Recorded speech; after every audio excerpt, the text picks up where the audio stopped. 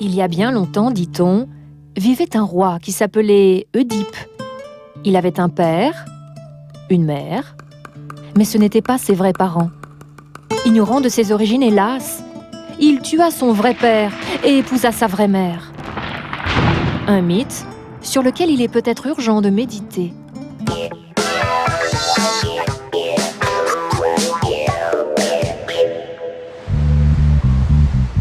Lui, c'est Arthur, 26 ans, étudiant parisien.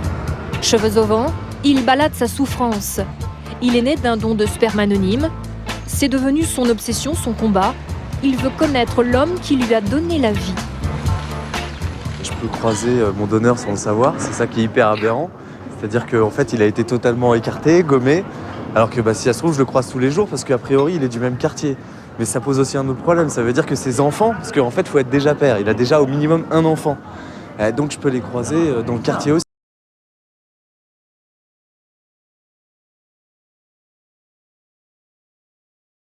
Et je serais très embêté de sortir sans le savoir avec une sœur. Pour Arthur, tout a commencé dans les vapeurs de l'azote liquide. C'est cause de l'hôpital Cochin, une banque de sperme, comme il en existe plusieurs en France. Un homme, un anonyme, a donné gratuitement son sperme. Il est analysé, vérifié. Le sperme est congelé, il servira à une insémination artificielle.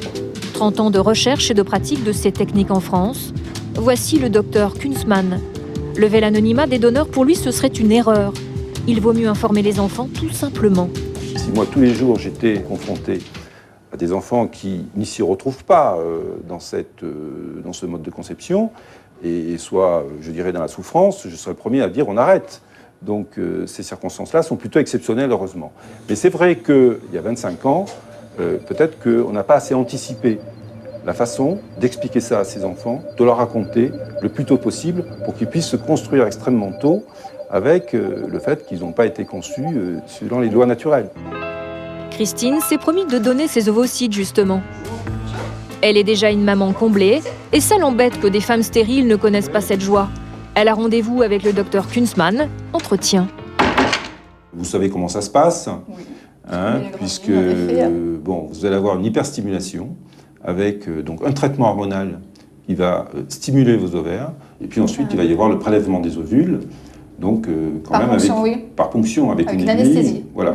Donc là, vous êtes au courant de tout ça, ça ne vous fait pas peur? Non. Exactement. Comment sont associés donneurs et receveurs? C'est tout le travail de l'équipe médicale. C'est nous qui choisissons la donneuse pour un couple donné. En fonction de quoi?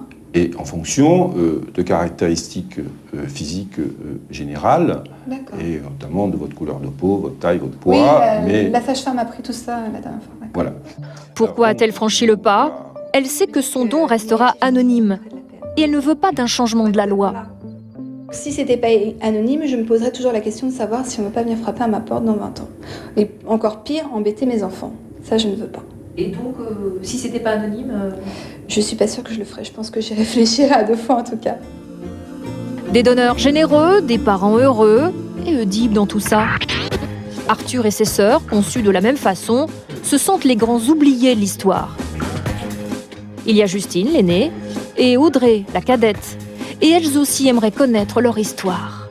J'arrive pas à vivre avec l'idée que ce donneur n'est pas un nom, n'est pas un visage.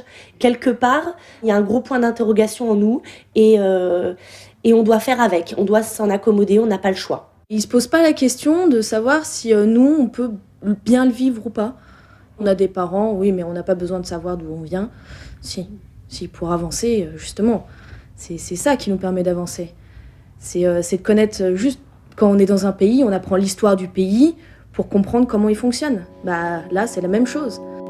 Des enfants qui n'ont pas accès à leur origine, dans un monde qui exige toujours plus de transparence, insupportable pour Arthur.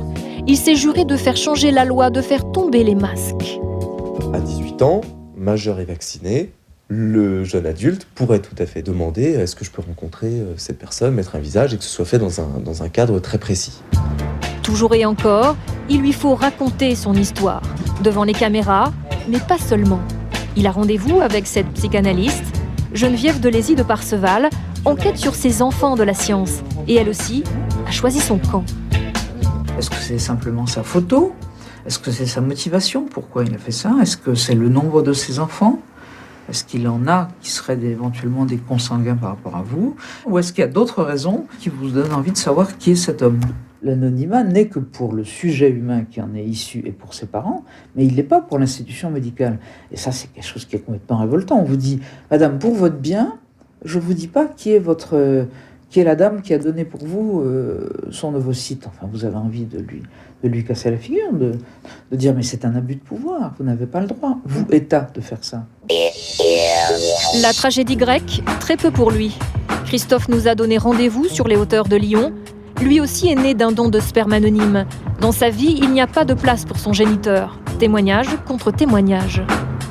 Moi, je me veux un peu rassurant par rapport aux enfants et je me veux aussi rassurant par rapport aux couples qui décident d'avoir recours à ces techniques et même aux parents qui ont eu recours à ces techniques, qui ont eu recours à un don de gamètes pour leur dire non, votre enfant a la possibilité de vivre pleinement sa vie, d'être heureux et pour avancer, il faut apprendre à se construire avec, quoi. Même si c'est douloureux et que c'est difficile parfois. Voilà, quoi. Je pense qu'il y a un cap à franchir et voilà, quoi. Alors, faut-il changer la loi ou non ? La Suède a levé l'anonymat il y a 25 ans. La France, elle, s'accroche à son exception à tort ou à raison. Et c'est aussi devenu une querelle d'experts. Il y a beaucoup moins de couples qui procèdent à des inséminations en Suède, et par exemple qui vont dans des pays où l'insémination est pratiquée avec le principe de l'anonymat. Il y a beaucoup moins de donneurs de sperme.